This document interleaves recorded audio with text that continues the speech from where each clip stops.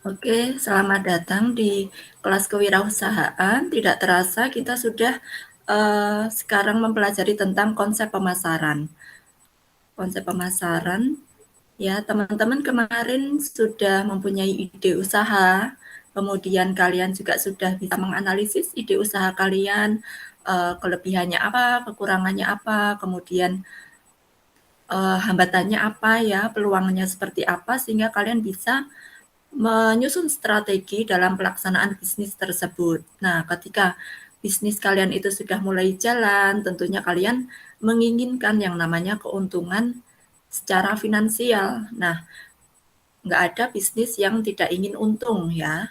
Maka kalian harus memasarkan bisnis kalian tersebut. Nah, pemasaran itu apa ya? Kotler mendefinisikan pemasaran itu adalah suatu proses sosial dan manajerial, ya, di mana individu dan kelompok itu mendapatkan apa yang mereka butuhkan dan inginkan ya, dengan menciptakan, menawarkan, dan ada pertukaran produk. Produk ini bisa produk barang, bisa juga jasa yang bernilai di dalam pasar. Ya, dulu mungkin ada yang pernah ingat ya definisi pasar. Pasar itu apa sih? Kalau sebelum era digital, pasar itu adalah sebuah tempat bertemunya pembeli dan penjual gitu ya. Atau kalau sekarang adalah suatu tempat di mana penawaran dan permintaan itu bertemu gitu. Sehingga si penjual dan si pembeli tidak harus bertemu secara fisik gitu ya. Ada yang namanya pasar online gitu. Nah, kemudian pemasaran juga memiliki konsep inti yang meliputi ada kebutuhan di situ, ada keinginan, dan juga ada permintaan gitu ya. Sehingga kalau kalian menawarkan sesuatu itu, kalian berharap bahwa ada orang yang butuh apa yang kalian tawarkan. Kemudian ketika ada permintaan dan closing, nah itu berarti kalian berhasil menjual, berhasil memasarkan. Kemudian pemasaran ini juga upaya untuk memenuhi kebutuhan konsumen melalui penciptaan produk barang maupun jasa yang kemudian dinikmati atau dibeli oleh mereka yang membutuhkan melalui suatu proses tukar-menukar. Namun seringkali yang beli itu belum tentu butuh ya. Nah, itulah ketika kalian pandai dalam memasarkan, maka kalian bisa jadi menjual padahal konsumen itu tidak butuh gitu. Sehingga tadi kan disampaikan adanya keinginan. Nah, apakah mereka yang beli itu sekedar ingin atau memang benar-benar butuh gitu. Nah, konsep pemasaran ini adalah suatu falsafah bisnis yang menyatakan bahwa pemuasan kebutuhan ini merupakan syarat ekonomi dan sosial bagi kelangsungan hidup perusahaan. Nah, kalau eh, suatu perusahaan itu pemasarannya lancar ya, tentunya apa aktivitasnya atau eh, keuntungan dari perusahaan ini juga akan besar gitu, sehingga seringkali orang-orang yang di divisi pemasaran itu mendapatkan apa ya benefit atau bonus gitu ya supaya mereka bersemangat dalam memasarkan gitu. Jadi seringkali disebut bahwa pemasaran itu adalah ujung tombak dari sebuah bisnis atau perusahaan. Nah, kemudian pentingnya apa bagi kalian mempelajari pemasaran gitu? Bagi kalian mungkin yang sudah jalan bisnisnya, usahanya, eh, ada yang mungkin omsetnya itu belum besar itu ya, atau ada yang bahkan sama sekali belum ada penjualan, atau mungkin ada yang beli tapi baru temennya, baru keluarganya gitu ya. Seperti pernah saya sampaikan bagaimana sales dari sisir gitu ya, sales sisir, 3 orang sales sisir itu berbeda-beda hasil penjualannya. Ada yang hanya laku 1, ada yang laku 10, ada yang laku 100 gitu ya. Nah, ini apa pentingnya kalian mempelajari pemasaran gitu. Tidak ada artinya kalau kalian bisa memproduksi produksi barang maupun jasa tetapi tidak bisa memasarkan. sehingga tidak mendapatkan keuntungan secara finansial gitu ya. Tadi saya sampaikan bahwa semua bisnis itu menginginkan keuntungan secara finansial, nggak ada yang nggak pingin untung. Kalau tidak menginginkan keuntungan secara finansial itu namanya lembaga sosial gitu ya. Jadi keuntungannya itu bukan berupa uang gitu. Bisa jadi kalian sudah menawarkan gitu, sudah terjadi interaksi, sudah banyak yang tanya, tapi kok belum closing. Nah, berarti kalian belum dapat duit gitu, tetapi kalian sudah mendapatkan interaksi, sudah mendapatkan, relasi mungkin ya, interaksi dengan beberapa calon pembeli, tetapi keuntungan finansialnya belum gitu. Nah, kemudian ada banyak cara dalam menjual, sehingga dalam praktek itu sering berbeda-beda ya, tergantung keahlian para penjual. Nah, seperti contoh 3 orang penjual sisir itu ya, mindset-nya atau cara pandangnya terhadap sisir itu berbeda sehingga itu mempengaruhi cara mereka dalam memasarkan gitu.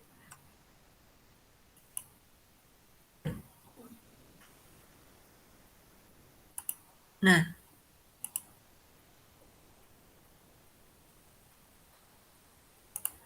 ini ada, saya perkenalkan konsep AIDA ya dalam pemasaran. Mungkin teman-teman kalau ada yang sudah pernah tahu, sudah pernah baca konsep AIDA dalam pemasaran mungkin bisa raise hand atau mungkin bisa chat, tulis di kolom chat siapa yang sudah pernah tahu atau membaca konsep AIDA dalam pemasaran. Ini kok kayak nama perempuan Bu gitu, kayak nama teman saya dulu gitu ya mungkin ya. Nah, konsep AIDA dalam arti ini adalah sebuah konsep yang menjelaskan tahapan. Tahapan atau proses yang terjadi ketika seseorang itu mulai dari pertama kali mengenal produk yang Anda tawarkan, kemudian sampai dia memutuskan untuk membeli dan menggunakan produk tersebut. Nah, kenapa kok kita perlu mengetahui prosesnya gitu ya?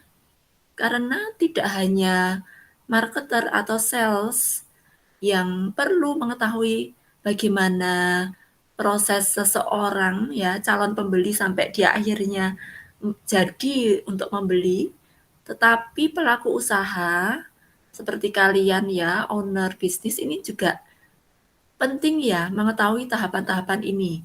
Sehingga kalian itu kalau mengenali prosesnya, maka kalian bisa membuat strategi yang tepat gitu.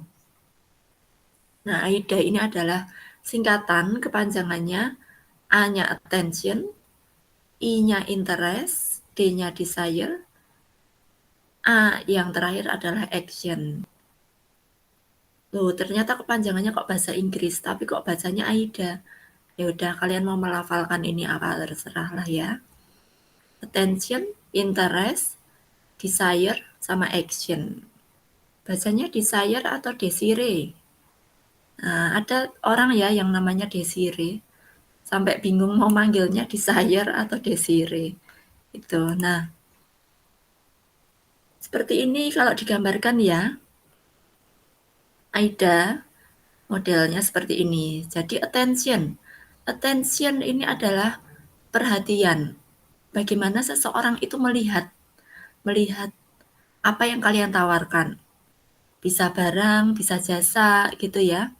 Kalau misalnya kalian uh, punya outlet gitu ya, punya toko gitu, punya kafe misalnya, atau punya lembaga kursus gitu, kalian akan berusaha membuat orang itu tertarik gitu ya. Misalnya nih, kalian mungkin ada yang hobi sport, olahraga, kemudian kalian punya outlet yang menjual baik itu jersey ataupun perlengkapan olahraga, sepatu seperti itu ya, dan lain-lain.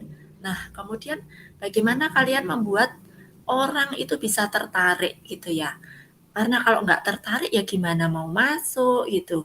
Nah, kemudian kalian itu bisa pasang apa, misalnya manekin gitu ya, terus dipakein, kaos bola gitu. Kemudian bisa juga dengan, memasang ini spanduknya atau namanya dibuat yang menarik atau warnanya gitu ya. Kemudian, etalasenya dari kaca sehingga orang itu kalau lewat gitu bisa melihat apa yang kalian pajang di situ. Nah, itu cara-cara atau strategi supaya orang itu tertarik. Bisa juga dengan penerangan. Nah, ada toko yang membuat tokonya itu terang benderang, ada yang menggunakan lampu gitu ya, kelap-kelip, warna-warni gitu. Kemudian ada yang, menyetel musik sehingga orang yang lewat itu, denger, "Wih, ini kok lagu kesukaan saya," terus kalian tengok, "Ih, apa sih yang dijual?" gitu. Oh, peralatan olahraga gitu, padahal kalian lagi nggak butuh, tapi tertarik gitu ya, karena musik yang diputar kok pas dengan mood kalian waktu itu, saat itu gitu. Pas kalian jalan, pas lewat, tertarik sehingga kalian masuk gitu. Nah, kemudian misalnya contoh yang lain, eee, les baca ya, les baca anak. Apa yang membuat anak-anak itu tertarik? Konsumennya kan anak-anak. Nah, tapi bisa juga kalian membuat orang tuanya yang tertarik gitu, karena anak-anak kalau pergi kan kecuali kalau main ya yang deket-deket aja, kalau pergi jauh kan pasti sama orang tuanya. Nah, apa yang membuat orang tuanya tertarik itu?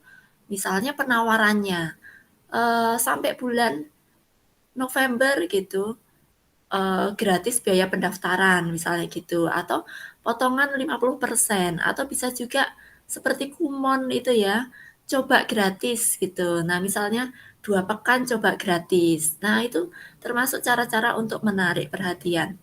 Nah, kalau di sosial media gimana? Kalau toko online seperti apa? Nah, kalian bisa, membuat sosmed kalian itu khas, ya, ada kekhasannya bagaimana kalian mendesain. Kemudian bisa juga dengan, story gitu ya, bisa juga dengan, di story itu misalnya di Instagram kalian bisa, eee, ada kuis gitu ya, ada Q&A gitu. Jadi kalian berusaha menarik konsumen itu dengan cara berinteraksi. Nah,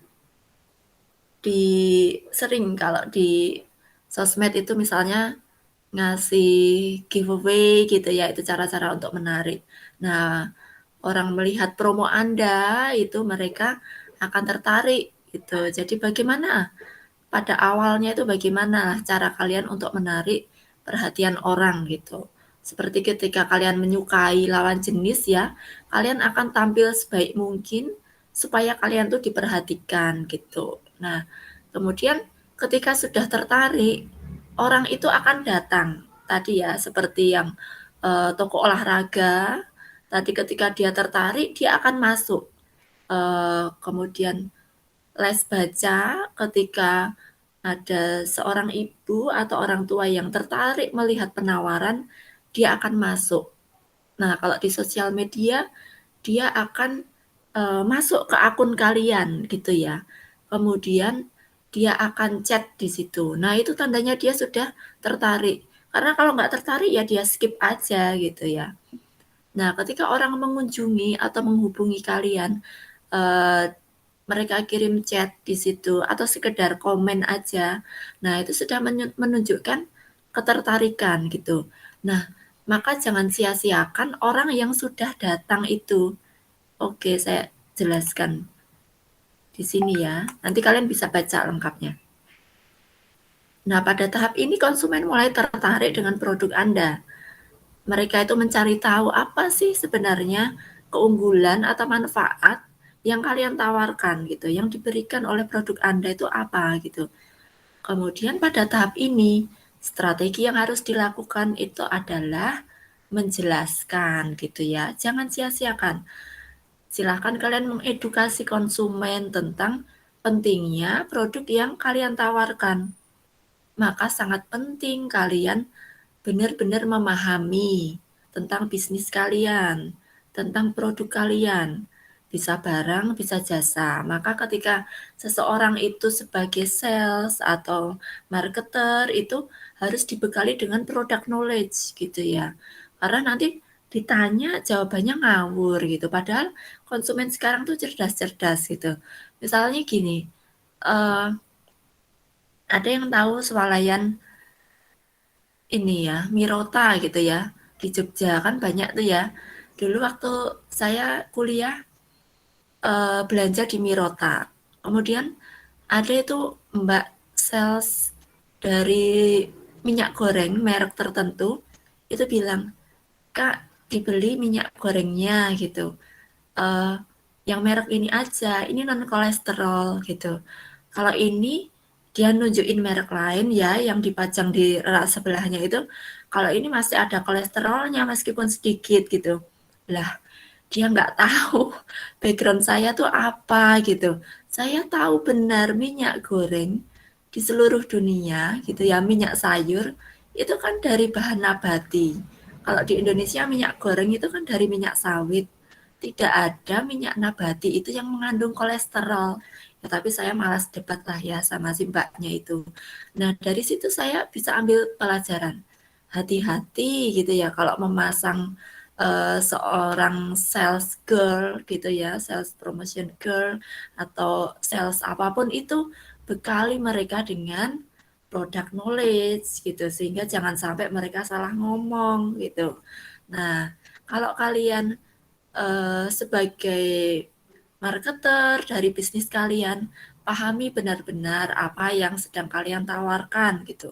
Kelebihan dari bisnis kalian tuh apa, kemudian eh, bolehlah kalian mengungkapkan kelebihan kalian dibanding dari bisnis yang lain atau produk sejenis, tetapi tidak perlu mengungkapkan aib dari produk yang lain karena bisa jadi itu tidak benar gitu ya. Karena kalau tidak benar fitnah jadinya. Nah, hati-hati di situ.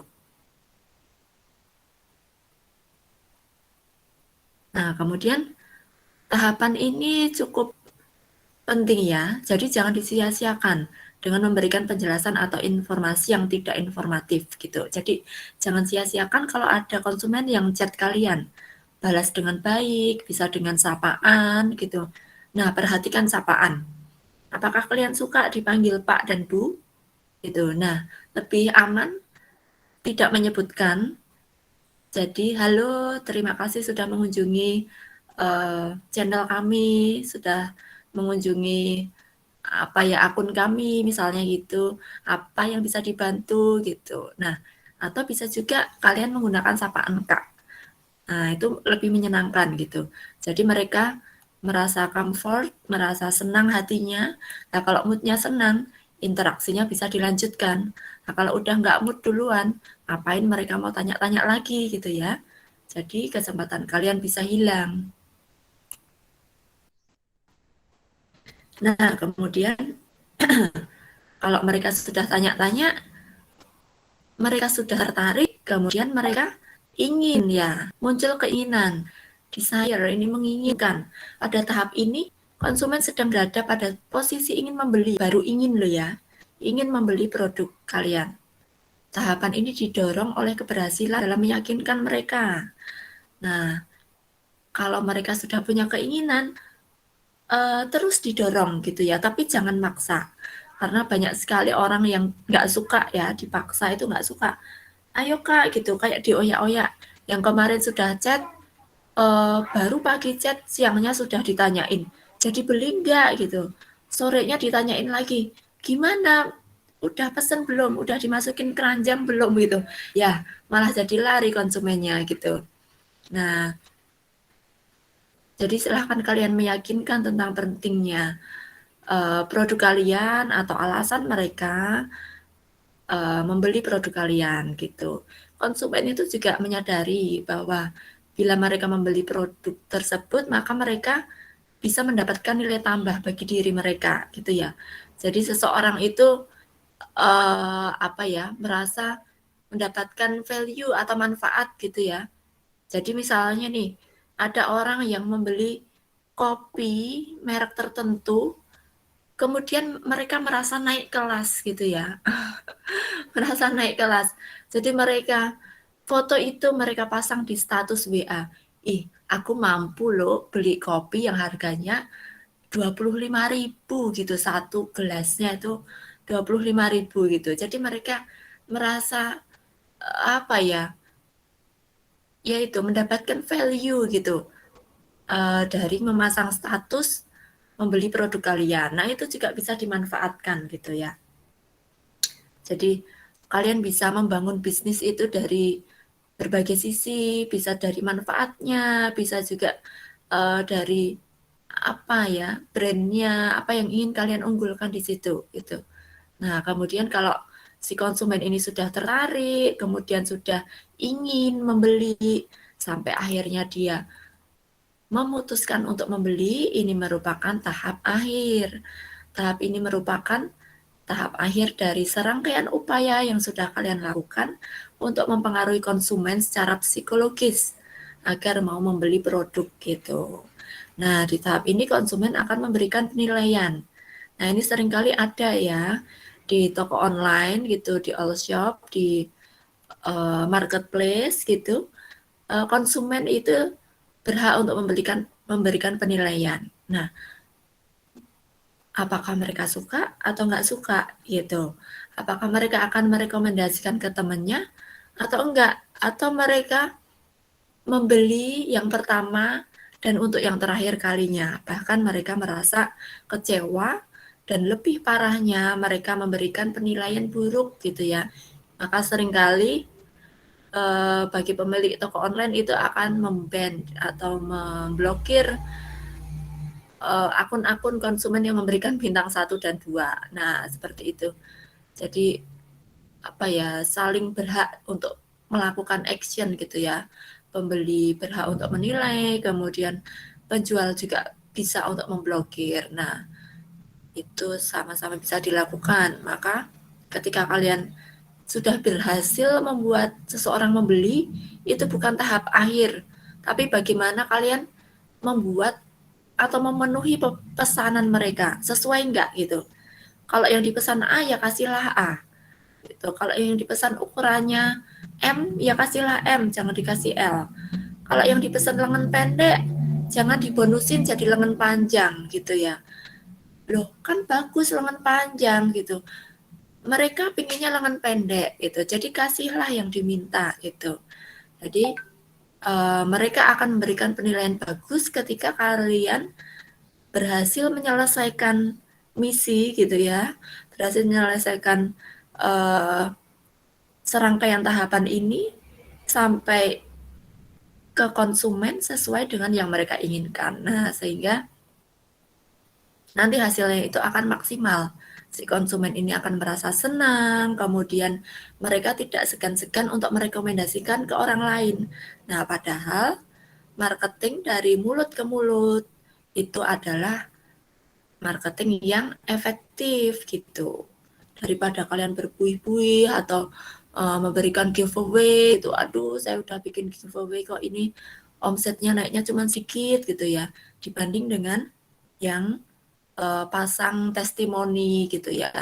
Testimoni itu juga salah satu cara untuk menawarkan produk secara efektif gitu, sehingga calon konsumen itu melihat contoh nyata, bukti nyata gitu loh. Oh iya toh gitu.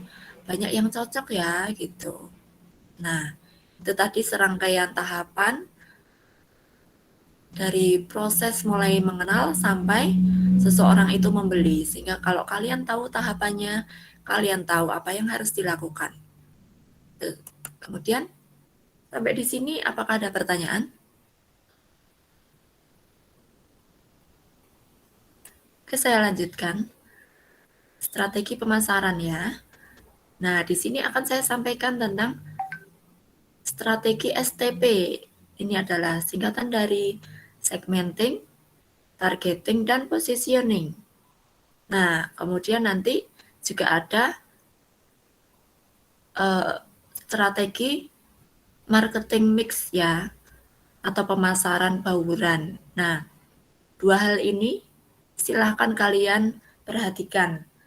Jadi strategi pemasaran ini yang saya sampaikan ada 2. Ingat ya, ada STP dan ada marketing mix. 2 itu dulu.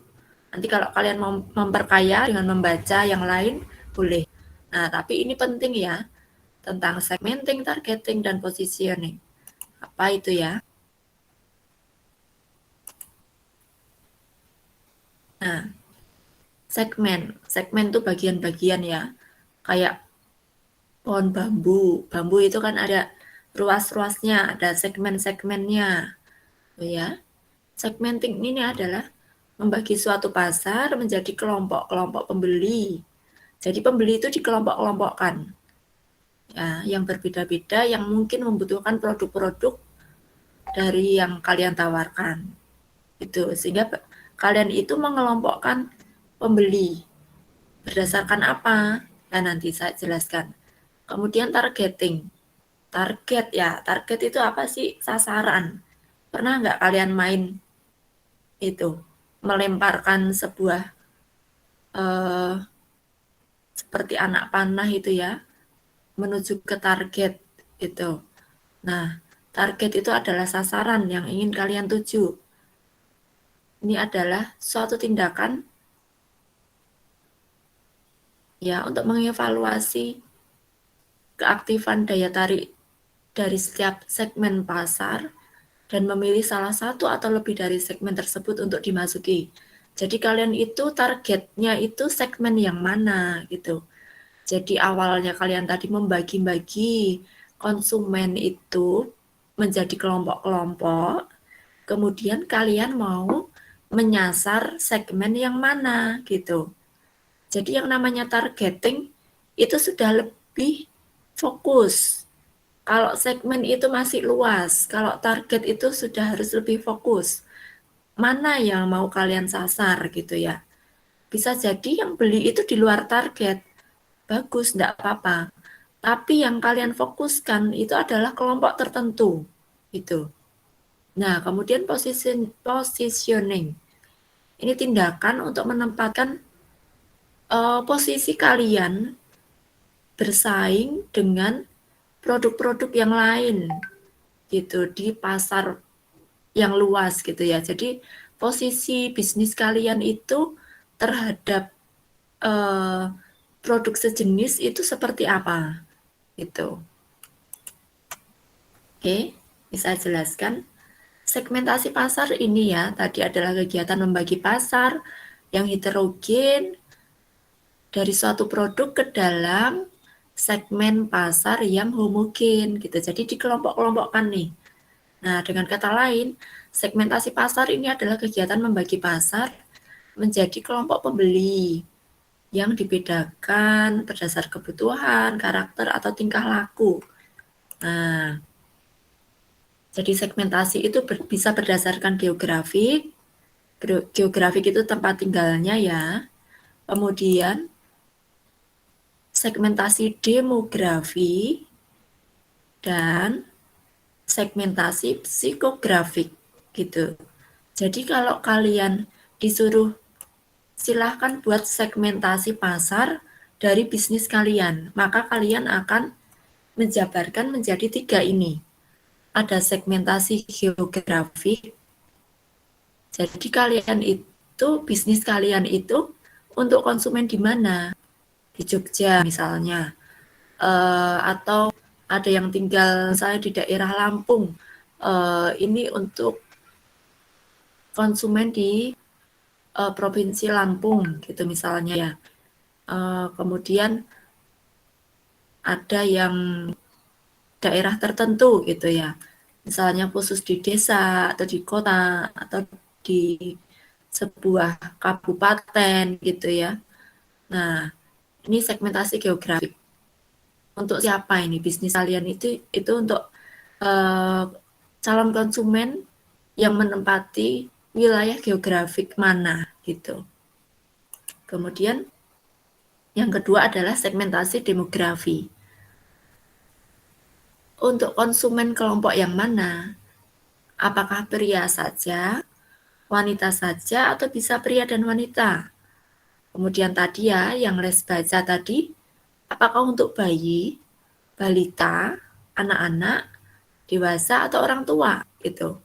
Mungkin ada yang membuka belajar cepat membaca Al-Quran, misalnya gitu ya. Untuk siapa? Anak-anak, dewasa, hingga lansia. Nah, itu segmentasi demografi itu seperti itu. Kemudian bisa juga berdasar pendapatan. Kayak tadi yang bisa beli kopi seharga 25.000 tadi, berarti itu untuk yang pendapatannya berapa gitu. Apa ya orang yang pendapatannya sebulan itu kurang dari 500.000 bakalan jajan kopi kalian yang harganya 25.000 gitu. Nah, atau untuk orang-orang yang kelasnya menengah ke atas gitu. Nah, itu bisa dikelompokkan. Kemudian bisa dari pekerjaannya, pendidikannya, dan lain-lain gitu ya. Nah, atau misalnya nih, contoh ya, catering. Catering apakah catering eh, partai besar atau bisa juga menawarkan yang hanya untuk keluarga atau bahkan satuan gitu ya. Ada yang menawarkan langganan catering selama 1 bulan tapi porsinya hanya untuk 2 orang. Nah, itu termasuk segmentasi gitu ya. Ada yang wah nggak bisa saya kalau cuma untuk 2 orang gitu. Saya ini biasanya catering untuk asrama. Nah, itu segmentasi itu itu. Kemudian psikografik. Psikografik ini membagi pembeli menjadi kelompok berbeda berdasar pada karakteristik kelas sosial. Kelas sosial, gaya hidupnya gitu ya. Nah, kemudian kepribadiannya juga bisa. Nah, misalnya kalian memproduksi coklat gitu. Untuk wanita tadi ya, demografinya untuk wanita dan pria usia dewasa gitu ya, 25 tahun ke atas, para eksekutif muda itu yang menyukai cita rasa tinggi dengan kemasan yang eksklusif gitu sehingga mereka dari kalangan menengah ke atas yang kalian sasar dengan gaya hidup yang suka kuliner gitu ya, suka makan coklat gitu. Bagi mereka yang gemar makan coklat. Nah, itu psikografiknya seperti itu. Gaya hidupnya seperti apa gitu. Misalnya kalian jualan tas, itu kalau harganya 1 juta, nah berarti untuk yang gaya hidupnya mewah gitu. Kepribadiannya seperti apa, yang memperhatikan fashion gitu ya. Tuh. Untuk kelas sosial high class gitu, kalangan atas itu segmentasi psikografik itu seperti itu. Jadi kalian nanti bisa membuat segmentasi dari bisnis kalian tuh berdasarkan 3 itu tadi ya. Ada geografik, demografik, dan psikografik. Paham ya? Nah, pentingnya apa ini? Melakukan segmentasi. Apain Bu dibagi-bagi gitu? Beberapa alasan mengapa segmentasi pasar ini diperlukan, karena perusahaan itu dapat lebih baik memahami perilaku segmen-segmen pasar yang lebih homogen gitu ya. Nah, misalnya nih, saya mengajar kelas ini kan karakternya itu relatif sama dibanding kalau dicampur gitu ya dari prodi yang lain itu karakternya beda-beda gitu. Nah, misalnya kalian mengelompokkan konsumen dalam satu segmen itu kan relatif homogen tuh. Maka kalian bisa lebih mudah, lebih baik dalam melayani kebutuhan mereka gitu. Nah, apabila pasarnya itu terlalu luas dan perilakunya sangat beragam, maka perusahaan dapat memilih satu atau beberapa segmen pasar saja gitu. Pasar itu sifatnya dinamis, Dek. Dinamis banget di luar sana tuh. Para konsumen itu dinamis. Yang berarti bahwa pasar itu berkembang terus, ditandai dengan perubahan-perubahan. Seperti sikap hidup gitu ya. Seperti sekarang ini kalau dibilang sangat berbeda dari tahun 2017 gitu. Tetapi yang gaya hidup sekarang ini disebut new normal gitu. Mau dibilang abnormal ya masuk abnormal gitu, maka dibilang new normal gitu ya. Nah, sehingga banyaknya perubahan seperti sikap, kondisi gitu, pendapatan gitu ya. Nilai-nilai ini bisa sangat mempengaruhi strategi kalian dalam berbisnis. Nah, produk barang atau jasa ini juga berubah sesuai dengan siklus kehidupan produk tersebut.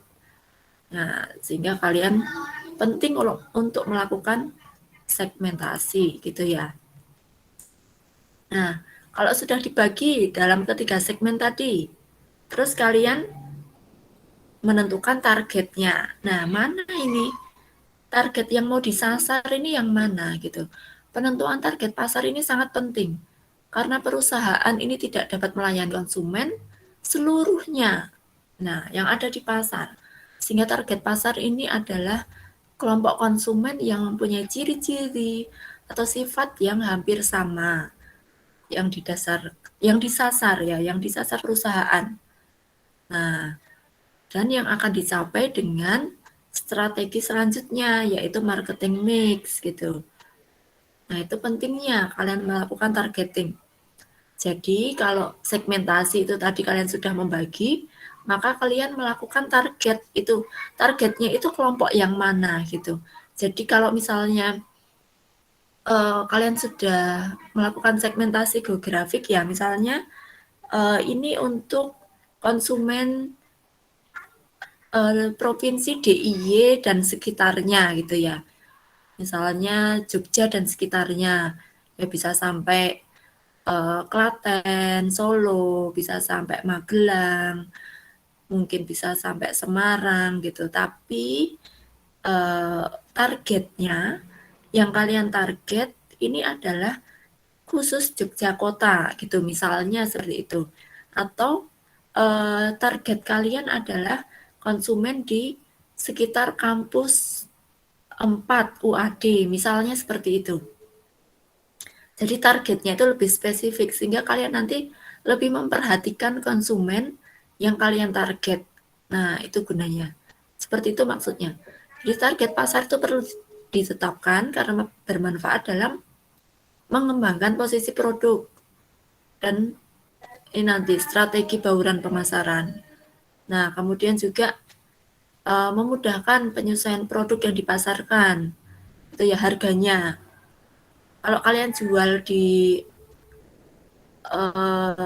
sekitar kampus yang ada di Bulak Sumur, mungkin harganya beda gitu ya.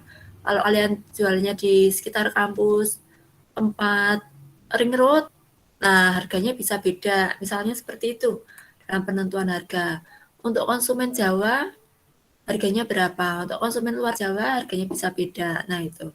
Kemudian saluran distribusinya juga efektif, promosinya juga tepat gitu. Sehingga itu disesuaikan dengan target pasar. Membidik peluang pasar lebih luas, hal ini penting saat memasarkan produk baru.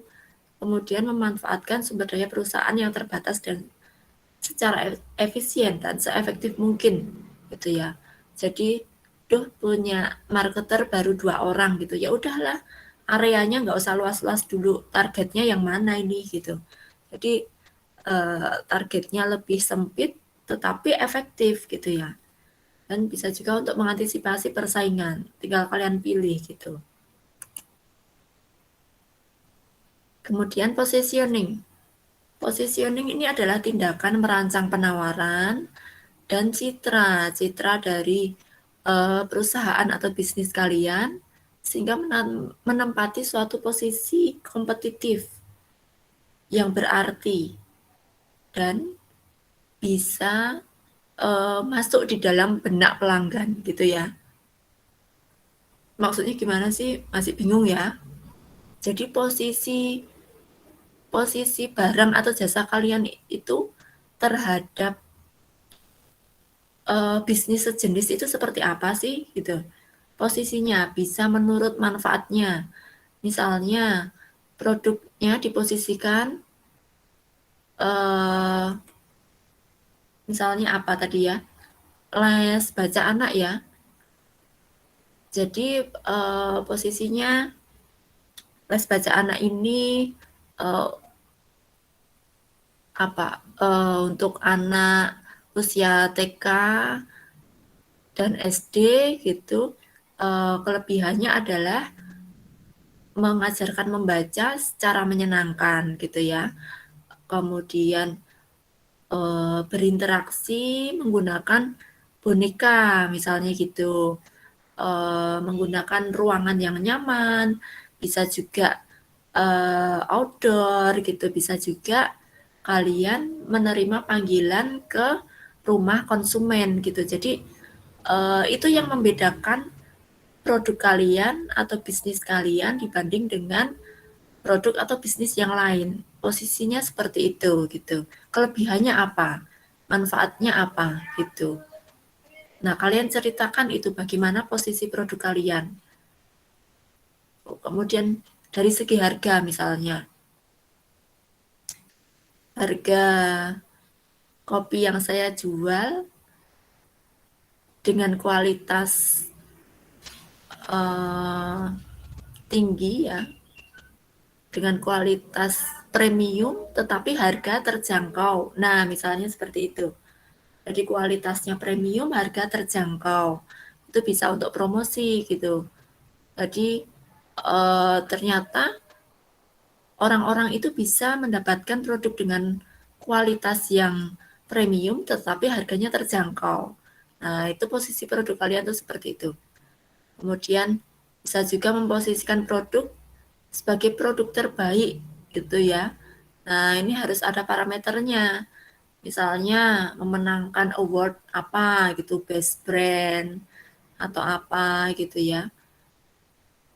Nah, kemudian positioning menurut pemakai, usaha memposisikan produk sebagai yang terbaik untuk sejumlah kelompok pemakai. Kemudian memposisikan diri lebih baik daripada pesaing utamanya.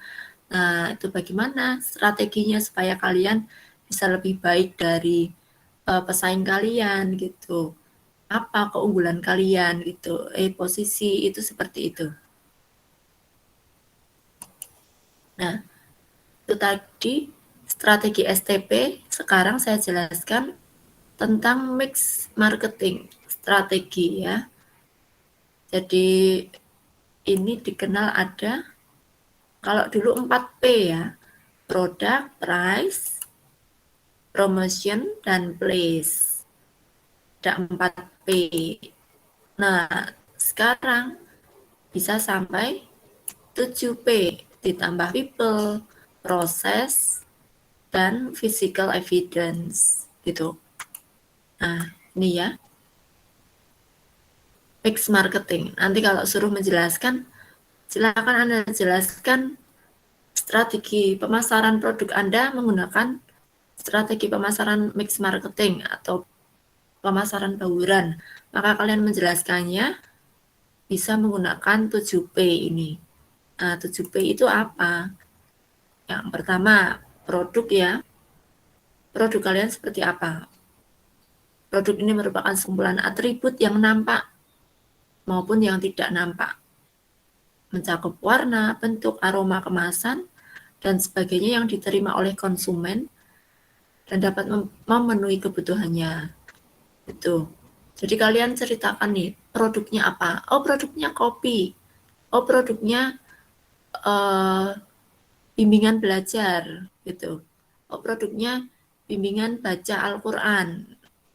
Seperti itu. Nah, kemudian ceritakan tuh produknya itu seperti apa. Deskripsikan gitu ya. Diceritakan gitu.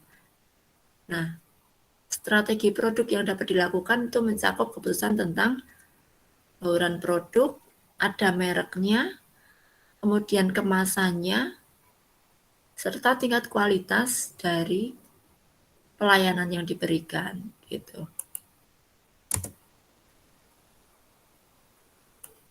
P yang pertama adalah produk, jadi kalian menjelaskan produk kalian. Kemudian P yang kedua adalah price. Jadi kalian jelaskan tuh harganya. Harganya berapa sih? Oh, kalau paket 1 bulan, kalau les baca anak TK itu harganya sekian. Oh, kalau baca Quran kalau untuk lansia, untuk orang tua ya, harganya sekian gitu. Ini adalah sejumlah uang yang harus dibayarkan oleh konsumen untuk mendapatkan barang atau dengan kata lain, sejumlah nilai yang ditukarkan oleh konsumen dengan manfaat yang kalian tawarkan gitu ya. Harganya dijelaskan di situ. Kemudian P yang ketiga adalah place atau lokasi. Ini adalah suatu komoditi itu dikatakan sebagai produk apabila berada pada tempat. Nah, tempatnya ini di mana? Konsumen bisa menemukan produk kalian itu di mana gitu. Kalau kalian punya kios, ya sebutkan gitu. Outlet pertama atau outlet pusat berada di jalan apa. Kemudian cabang yang pertama berada di eh, Umbul Harjo gitu misalnya. Kemudian cabang yang kedua berada di Magelang misalnya seperti itu. Kemudian ada juga marketplace, ada di toko sedia. Silakan kunjungi toko sedia. Kemudian toko online kami bernama apa gitu ya. Atau bisa juga ada juga di Sophia gitu ya.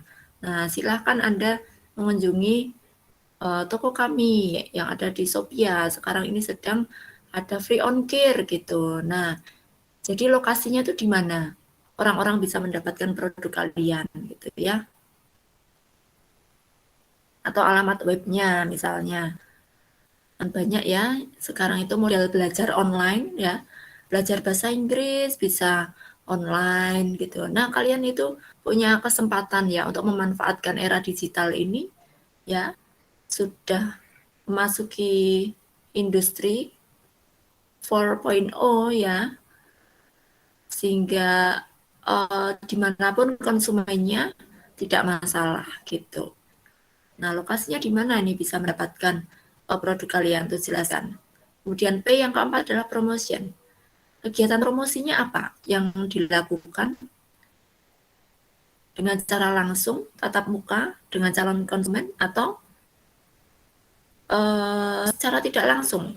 Nah, kalau langsung itu sering dikenal dengan istilah personal selling, itu ya, direct selling gitu, atau melalui media yang lain, media cetak atau media elektronik. Jadi bagaimana?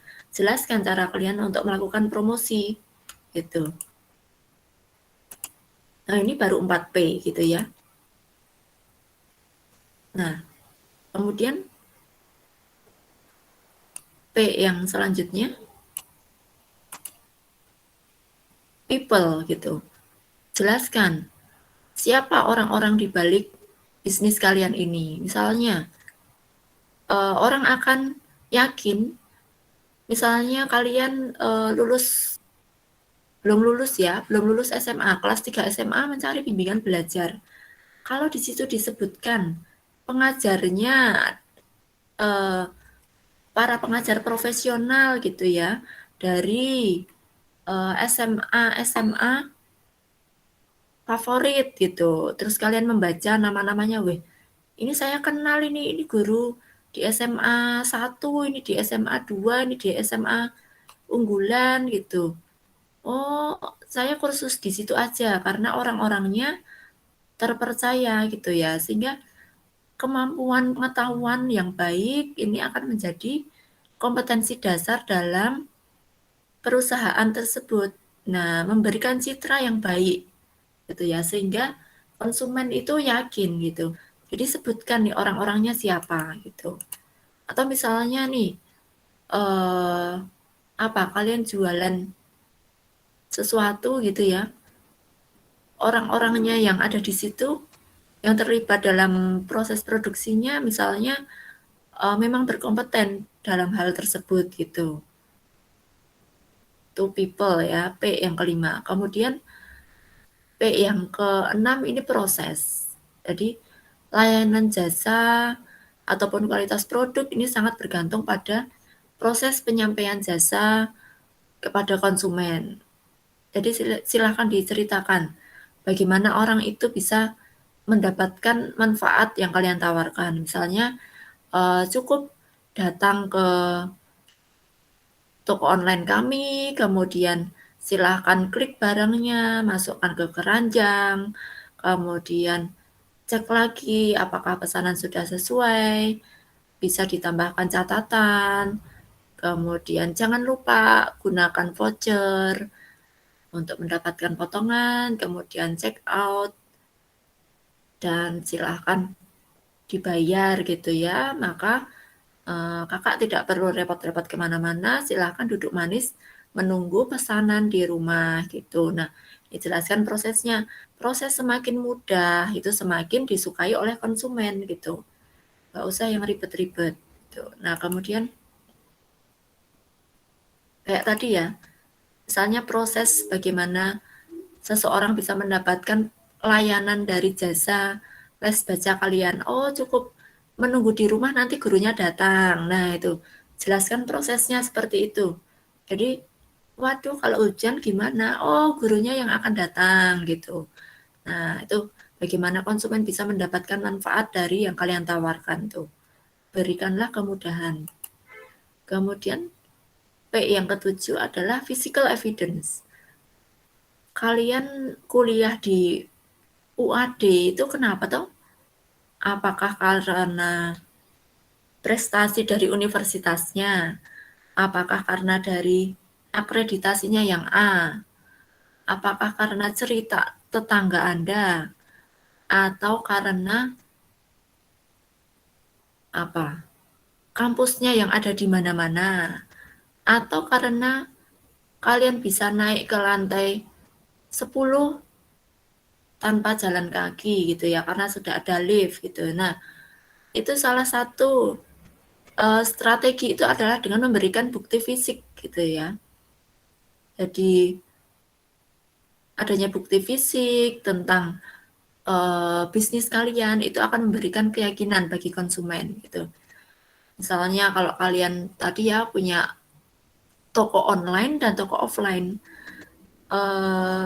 pelanggan atau calon pembeli dari toko online itu akan lebih percaya ketika kalian memfoto toko offline kalian gitu ya. Selain kakak bisa mendapatkan di toko online ini, kami juga ada toko offline-nya. Siapa tahu kakak tinggal di tempat yang sama sehingga kakak bisa langsung datang ke toko offline kami, misalnya gitu. Kemudian difoto. Nah, itu namanya physical evidence gitu. Perhatikan interiornya, perlengkapan bangunannya, itu dan lain-lain, tata ruang gitu ya. Itu dapat mempengaruhi mood dari pengunjung. Pengunjung baik toko offline maupun toko online. Itu adalah strategi dalam pemasaran. Nah, jadi sudah saya jelaskan ya. Saya ulangi tadi strategi pemasaran ada 2, ada STP strategi dan marketing mix. Kalian sudah harus bisa menjelaskan nanti sesuai dengan ide bisnis kalian. Kemudian tadi juga AIDA ya. Kalian juga sudah tahu prosesnya sehingga kalian bisa membuat strategi bisnis untuk melakukan pendekatan kepada konsumen gitu. Oke, itu materi hari ini. Semoga bermanfaat untuk kalian. Terima kasih banyak.